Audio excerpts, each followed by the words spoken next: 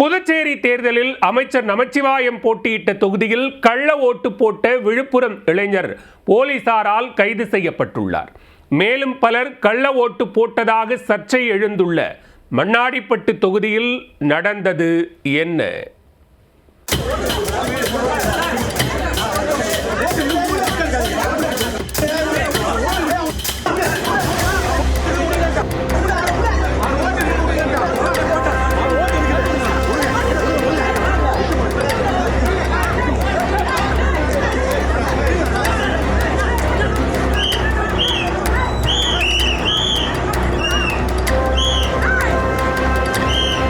Puducherry union பிரதேசத்தில் உள்ள 30 சட்டமன்ற தொகுதிகளுக்கான தேர்தல் வாக்குப்பதிவு கடந்த ஏப்ரல் 9ஆம் தேதி விறுவிறுப்பாக நடைபெற்று முடிந்தது.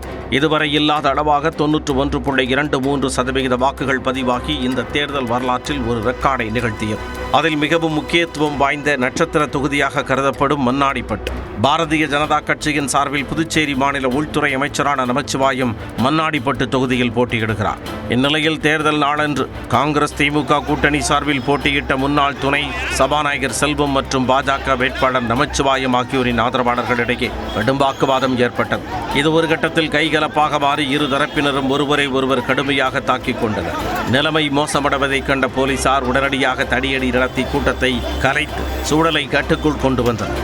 இதற்கிடையேதான் வாக்குப்பதிவு முடியும் தருவாயில் மாலை 5 மணிக்கு மேல் இளைஞர்கள் சிலர் கள்ள ஓட்டு போடுவதாக புகார் எழுந்தது. இதை கண்டித்து காங்கிரஸ் வேட்பாளர் செல்வத்தின் ஆதரவாளர்கள் வாக்குச்சாவடி மற்றும் காவல் நிலையத்தை முற்றுகையிட்டு போராட்டத்தில் ஈடுபட்டனர். புகாரை அடுத்து கள்ள ஓட்டு போட்டதாக சந்தேகிக்கப்படும் விழுப்புரத்தைச் சேர்ந்த பிரசாத் என்ற இளைஞரை போலீசார் பிடித்துச் சென்று தீவிர விசாரணை நடத்தினர். அந்த விசாரணையில் மண்ணாடிப்பட்டு தொகுதியைச் சேர்ந்த மணிகண்டன் என்பவர் தற்பொழுது வெளிநாட்டில் வசிப்பதும் அவரது வாக்கை பிரசாத் சட்டவிரோதமாக கள்ள ஓட்டாக போட்டதும் உறுதி செய்யப்பட்டது. மேலும் பிரசாத் தனது குற்றத்தை ஒப்புக்கொண்டு வாக்குமூலம் அளித்துள்ளார்.